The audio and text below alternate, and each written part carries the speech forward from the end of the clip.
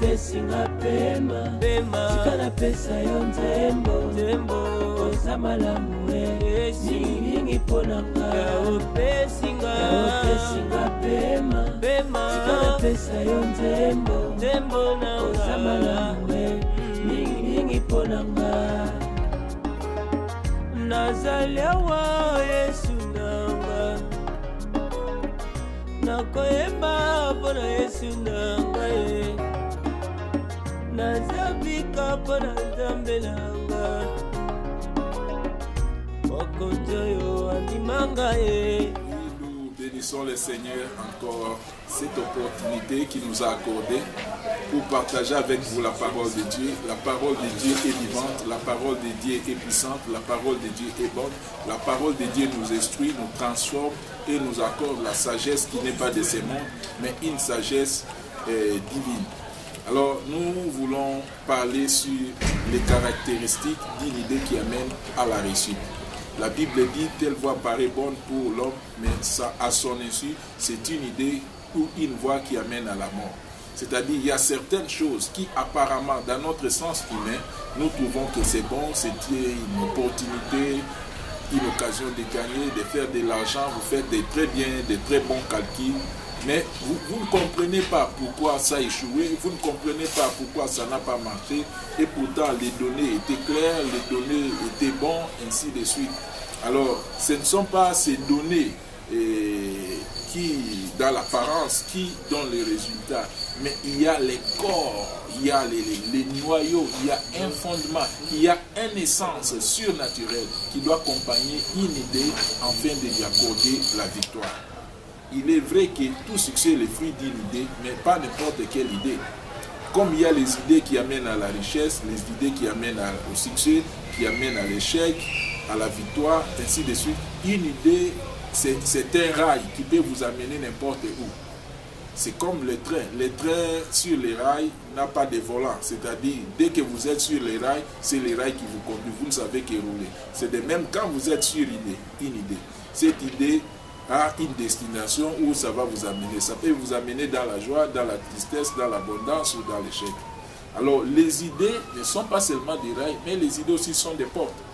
Vous pouvez suivre une idée, c'est une porte de l'enfer, une porte de la mort, soit une porte de la vie ou de ceci. Alors, ou des jugements, ou des condamnations, de la honte, de la gloire ou de l'honneur.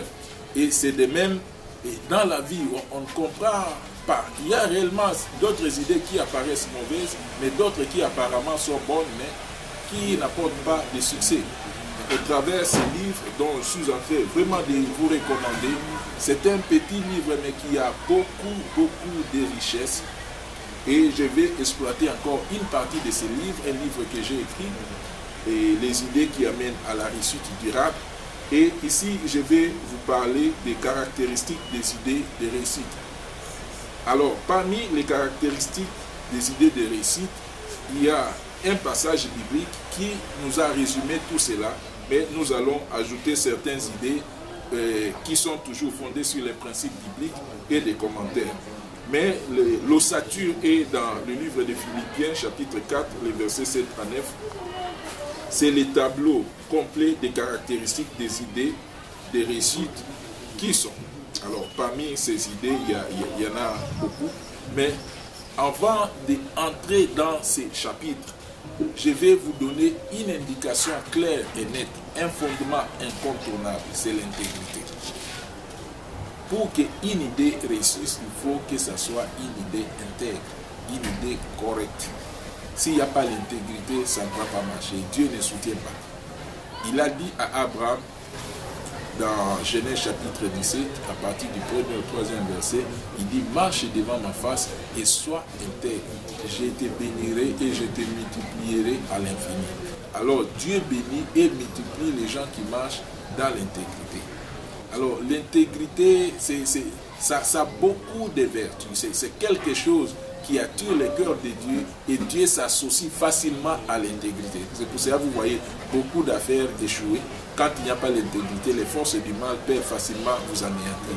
Mais quand vous développez l'intégrité, là, vous avez une capacité surnaturelle dans ce que vous entreprenez. Alors, parmi les caractéristiques d'une idée qui va reçue, la première chose, j'ai donné Philippiens chapitre 4, le verset 7 à 9. Et première caractéristique, c'est la paix de Dieu, la paix du cœur. Dans Jean chapitre 14, le premier verset, le Seigneur dit que votre cœur ne se trouble point, croyez en Dieu et croyez en moi. Et vous trouverez l'apôtre le roi David parle dans Psaume 23, il dit, même quand je marche dans la vallée de l'ombre de la mort, je ne crains aucun mal. C'est cette paix-là. C'est cette paix-là. Ce n'est pas la paix du cœur ou de l'extérieur, c'est une paix intérieure. C'est-à-dire quelque chose que vous faites avec, vous sentez vraiment la paix. Rien ne vous reproche, vous ne sentez pas qu'il y a un danger, on pourra vous laisser prendre, ainsi de suite. Quand vous commencez à faire des choses avec de telles attitudes, sachez déjà que c'est une mauvaise idée. C'est une mauvaise idée. Ou vous faites des choses rapidement, ou les choses que vous cachez, vous faites ceci, que les gens ne voient pas, qu'ils ne sachent pas, ainsi de suite. Dès que quelqu'un vous amène dans une idée, dans un projet, dans un programme, dans une affaire, où il commence à dire non, il faut faire attention, il faut ceci, vous sentez que vous n'avez pas la paix, le cœur bat, ainsi de suite, là déjà abandonnez, n'osez pas. Même si on vous montrait des millions, même si on vous montrait une gloire au bout du tunnel, là c'est un grand risque. Alors il faut qu'il y ait la paix comme si. S'il n'y a pas la paix, ne vous engagez pas. Donc là c'est un témoignage de la conscience. C'est un témoignage de l'esprit, c'est-à-dire votre conscience doit sentir que vous êtes dans la droiture, vous faites quelque chose qui est normal. Et au travers de ces livres, j'ai expliqué aussi différentes sortes de conscience. Et je n'aimerais pas parler comme si j'ai livré déjà tous les livres. Alors quand vous l'aurez, ça va beaucoup vous édifier. Alors, la paix est le premier signe ou caractéristique d'une idée qui amène à la réussite. Parce que vous travaillerez sans agitation, parce que les agitations sont des portes d'échec. Parce que quand vous travaillez dans l'agitation, il y aura des erreurs. Vous allez commettre beaucoup d'erreurs. Quand vous travaillez dans la peur, dans ceci, dans la précipitation, il n'y aura pas moyen de bien planifier parce que vous êtes sous pression. Alors évitez de faire des choses sous pression. Ce n'est pas tellement conseillé pour quelqu'un qui veut préparer un avenir efficace. Deuxième caractéristique, ça doit être une idée vraie. Parce qu'il y a des gens qui viennent avec des fausses idées. Quelque chose qui n'existe pas. Une compagnie qui n'existe pas. Un véhicule qui n'existe pas. Un voyage qui n'existe pas. Un bureau qui n'existe pas. Il est en train de parler de ces choses aux gens. Là, c'est un risque. Si quelqu'un vous amène à quelque chose comme ça, une idée qui n'est pas vraie, qui n'est pas réelle, ne faites pas cela parce qu'il y aura beaucoup de choses. À moins que vous soyez ignorant, vous ne savez pas que c'était comme ça. Mais si vous êtes au courant, retirez-vous, évitez parce qu'il y a la prison, il y a la mort, il y a l'arrestation, beaucoup de choses. Vous pouvez même vous-même perdre de l'argent. Parce que vous êtes embarqué dans quelque chose qui est irréel, qui n'existe pas. Sachez que l'idée est vraie. Que ce soit la personne qui vous a amené ou vous-même qui amenez l'idée, n'amenez pas une idée fausse qui n'existe pas. Là, c'est la deuxième caractéristique. Troisième caractéristique, ça doit être honorable. Les idées qui produisent l'honneur, le respect. Il est vrai qu'il n'y a pas de son métier. Mais tant que ça peut vous prêter quelque chose, ça vous valorise. Ça vous donne l'opportunité de valoriser ou développer vos talents. On ne travaille pas seulement pour l'argent. On peut travailler aussi pour acquérir l'expérience, développer les talents et devenir plus outillé, devenir plus expérimenté dans la vie et dans la destinée. Et là, c'est un aspect très important. Donc, ça doit être une idée honorable, même si les gens apprenaient.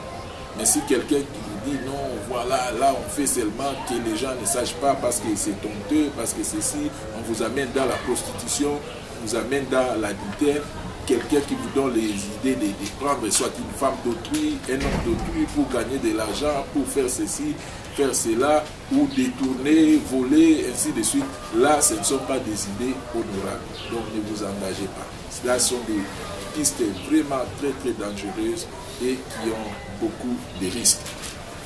Alors, le quatrième point, l'idée doit être juste.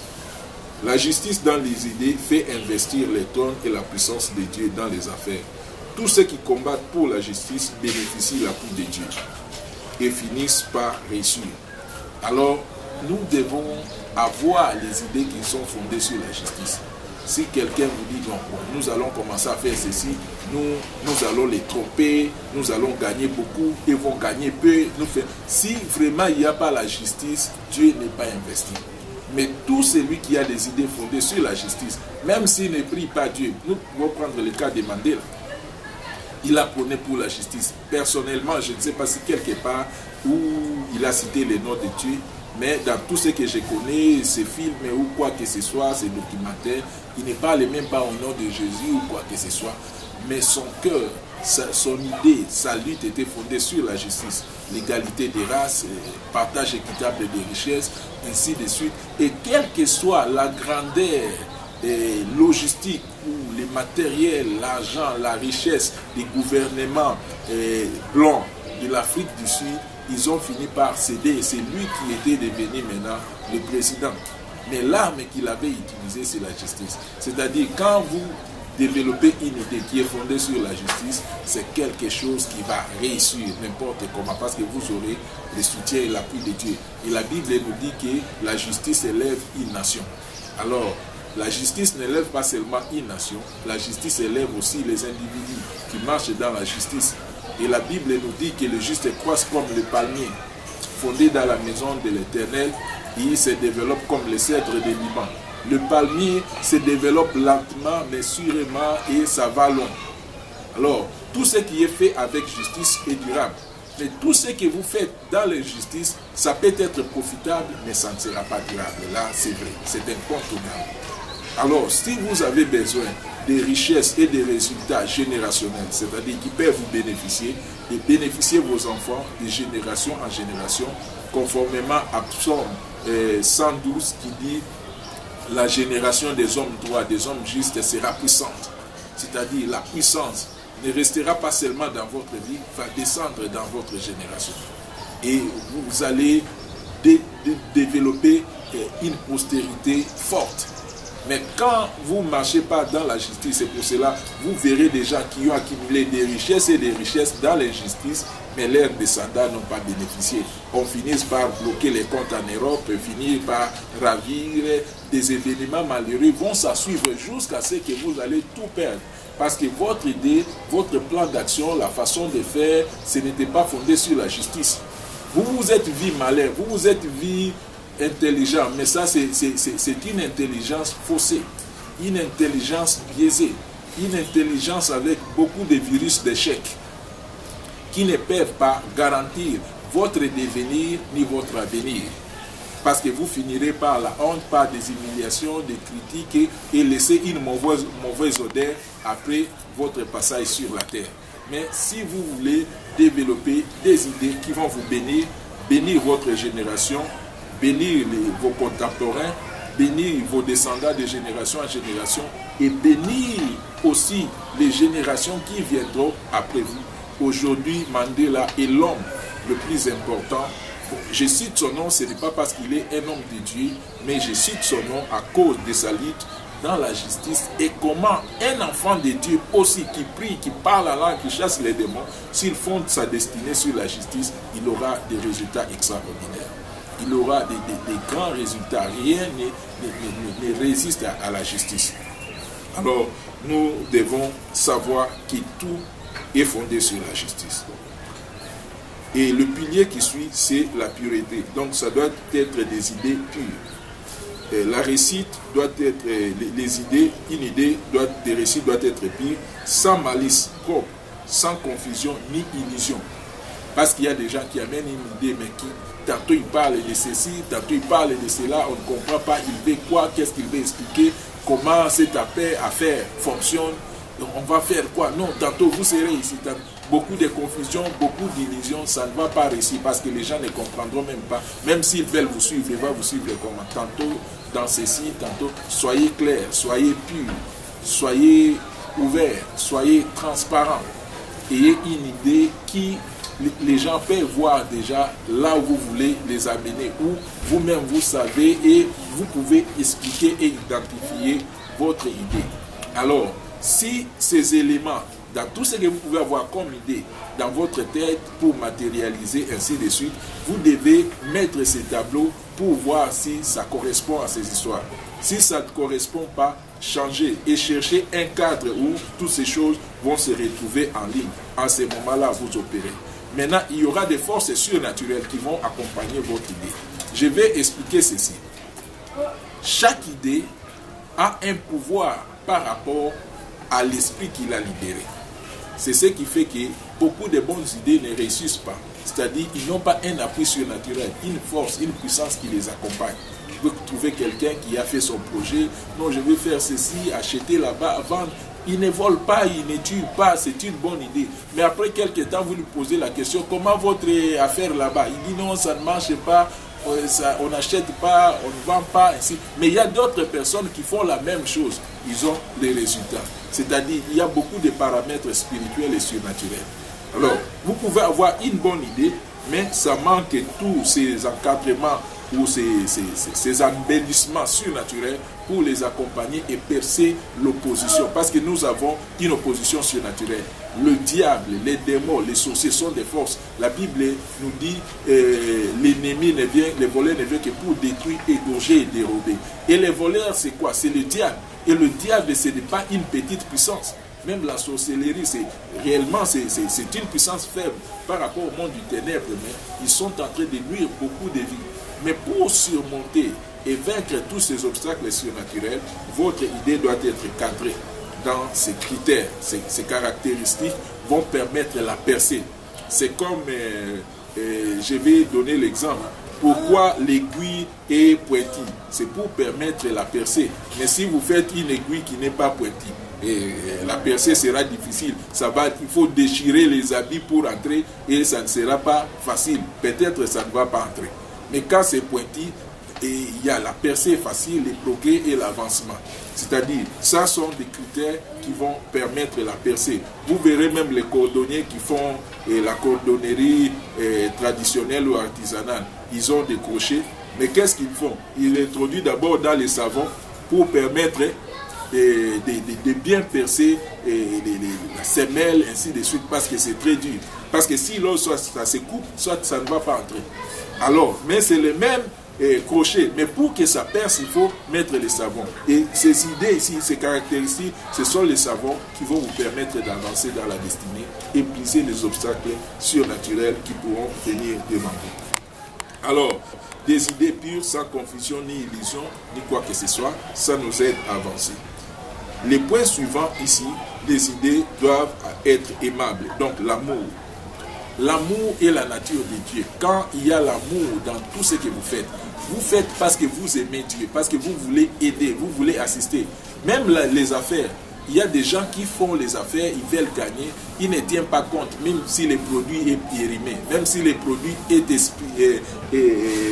expiré ou de mauvaise qualité, lui, là, ce n'est pas lui, il veut seulement gagner. Mais celui qui fait avec amour, il doit comprendre. Je ne dois pas donner aux gens des produits de mauvaise qualité, je ne dois pas les rouler, je ne dois pas les tromper, je ne dois pas faire ceci. Ce que je ne veux pas qu'on me fasse, je ne vais pas le faire à une autre personne. Cela va commencer à garantir.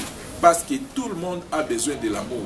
Je vous assure, mes bien-aimés, même Satan, lui qui haït, lui qui fait du mal, il hait les gens, il a besoin de l'amour. Si vous l'aimez, il sera très content. Donc l'amour, c'est un besoin vraiment indispensable. Tout le monde a besoin d'être aimé. Même celui qui est beau, qui n'est pas beau, il a besoin d'attendre quelqu'un qui lui dit « je t'aime », ainsi de suite. Vraiment, c'est la nature de Dieu. Et pour dire que quand vous mettez l'amour dans votre affaire, vous mettez l'amour dans votre idée, vous mettez quelque chose qui va attirer toutes les bonnes choses. Vous mettez quelque chose qui va vous attirer toutes les bénédictions, qui va attirer tous les éléments surnaturels qui peuvent vous introduire dans un paradis des joies, des bonheurs par rapport aux promesses et aux plans merveilleux de Dieu. Alors, il y a des gens vraiment qui font des affaires, mais sans cœur. C'est-à-dire, vous verrez même la façon de répondre aux clients, la façon, un langage là-bas, quelqu'un qui est là, mais orgueilleux, il répond mal aux gens, même dans son bureau, dans un service, on vous a engagé, peut-être vous êtes hôtesse, vous êtes secrétaire, travaillez, faites avec amour, aimez les gens, vous êtes là pour les servir, et servez-les avec amour. Mais vous trouverez les autres, vraiment c'est une occasion de manifester toutes sortes de pourritures, c'est-à-dire des choses qui ne sont pas agréables, et ces pourritures parce que personne n'a besoin de ces choses. Tout ce qu'on fait comme caprice aux gens, tout ce qu'on fait comme mépris aux gens, tout ce qu'on fait comme pression ou faire souffrir les gens. Quelqu'un qui est là, le chef est là, vous dites qu'il n'est pas là, tantôt vous le faites asseoir, vous faites passer d'autres personnes. Bon, lui, il va attendre jusqu'à ce qu'il va sentir, s'il est fatigué, il va partir. À ce moment-là, vous ne travaillez pas avec amour. Vous voyez que votre activité manque un élément très important qui peut vous attirer des bénédictions. Et quand cet élément manque, ça peut vous détruire, ça peut vous attirer. Quand le diable va vous attaquer, vraiment, vous n'aurez pas le soutien de Dieu. Alors, l'amour est important. L'amour, ce n'est pas seulement pour les mariés, pour des relations génitales ou quoi que ce soit. Mais l'amour, c'est la nature de Dieu. Comment nous devons traiter notre semblable. Et j'ai beaucoup aimé, j'ai suivi un documentaire, vidéogramme, de Joe Frazi, mais dans le titre on a parlé de Mohamed Ali, mais quand j'ai suivi ce n'était pas Mohamed Ali, c'était Joe Frazi. Alors il a dit, ce qui m'intéresse, ce n'est pas ma popularité, je vais rendre compte devant Dieu comment j'ai traité mes semblables. Alors comme les riches là avaient maltraité Lazare, il s'est retrouvé en enfer. Il n'était pas en enfer parce qu'il était riche, parce qu'il ne savait pas comment bien traiter ses semblables. Alors maintenant la caractéristique qui suit, c'est ce qui mérite l'approbation. Est-ce que ce que vous faites, c'est approuvé par les gens? Vous pouvez faire quelque chose, vous gagnez de l'argent, mais c'est désapprouvé. Les gens se plaignent, ainsi de suite.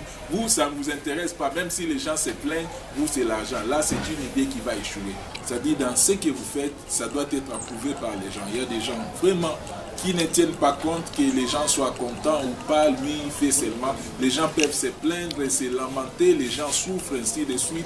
Et nous les voyons, soit dans des compagnies, chefs d'entreprise, ou responsables politiques, ou un leader dans n'importe quel milieu. Ça peut être même dans la famille. La femme se plaint, les enfants se plaignent, mais vous continuez à faire des choses qui ne sont pas vraiment approuvées.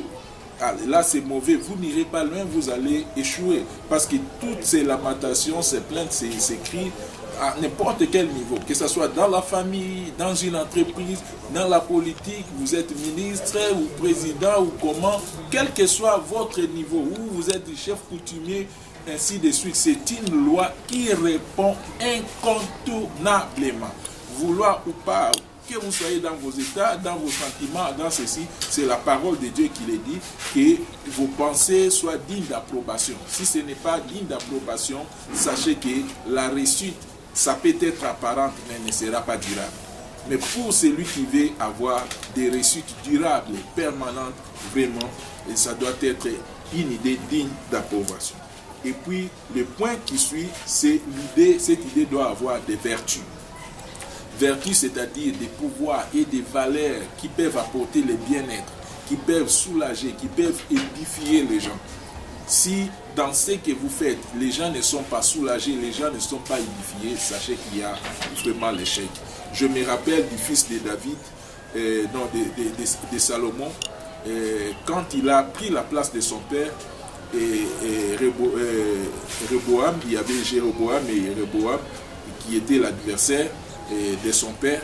Maintenant, mais le fils de David, lui, quand il a pris la place de son père, les gens s'étaient plaints pour dire non, dans le temps de ton père, on a beaucoup souffert. Allez, j'ai fait notre tâche, nous voulons. Mais lui, il a dit non, mon père vous a châtié avec des fouets, moi je vais vous châtier avec les scorpions. Moi encore, je vais encore vous maltraiter. Alors, les gens ont besoin du soulagement, ils ont besoin du bien-être. Alors, vous voyez quand le peuple ou les gens ne trouvent pas leur bien-être, ils se révoltent. Et ce qui a fait que le peuple d'Israël s'était révolté contre le fils de Salomon. Et ils ont perdu 12, sur 12 tribus, ils ont perdu 10, ils s'est retrouvé seulement avec des tribus qui ont continué jusqu'à la fin. Mais seulement parce que Dieu avait traité l'alliance avec David, son grand-père, et il lui avait promis de ne pas manquer un descendant dans la royauté. Mais ni qu'était cette alliance, c'était déjà parti. Alors pour dire que quand nous faisons des choses qui n'ont pas de vertu, à ce moment-là, nous perdons le terrain. On n'est pas gagnant. On peut utiliser d'autres stratégies pour se maintenir, mais la vertu, ce sont des valeurs qui attirent la faveur dans la vie de chaque personne qui conduit une idée ou une vision. Alors, cette idée doit être aussi digne de louange. Bon, bien sûr, ça dépend. Il y a des choses que les gens du monde louent, d'autres c'est les gens des hommes de Dieu ou les chrétiens. Ça dépend des convictions. Mais digne de louange, il y a certaines choses. Prenons l'exemple de l'ordinateur, que vous soyez musulman, que vous soyez... Ça c'est digne de louange, ça facilite la tâche, et ainsi de suite. On ne parle pas par rapport à religion ou aspect, mais il y a certaines choses qui, naturellement, dans les sens communs des humains, on trouve que c'est quelque chose qui est louable, qui est appréciable. Et alors nous devons développer cette logique dans nos idées. Est-ce que cette idée est louable? Les gens peuvent apprécier. Est-ce que ça peut apporter? Parce qu'on ne cherche pas réellement les éloges des hommes, mais tout ce que nous faisons, c'est pour la gloire de Dieu. Ce sont les hommes qui en bénéficient. C'est sur la terre. C'est-à-dire nous devons tenir compte de cela. Voilà vraiment ce livre qui est très riche est en train de nous édifier et nous bénir. Que Dieu vous bénisse et qu'il vous soit très favorable. Rendez-vous au sommet et au ciel. Que Dieu vous bénisse. Bye. Yaopesinga pema sikana pesa yo nzembo oza malamu mingi ponanga yaopesinga pema sikana pesa yo nzembo oza malamu mingi ponanga nazaliwa Yesu nanga nakoyemba pona Yesu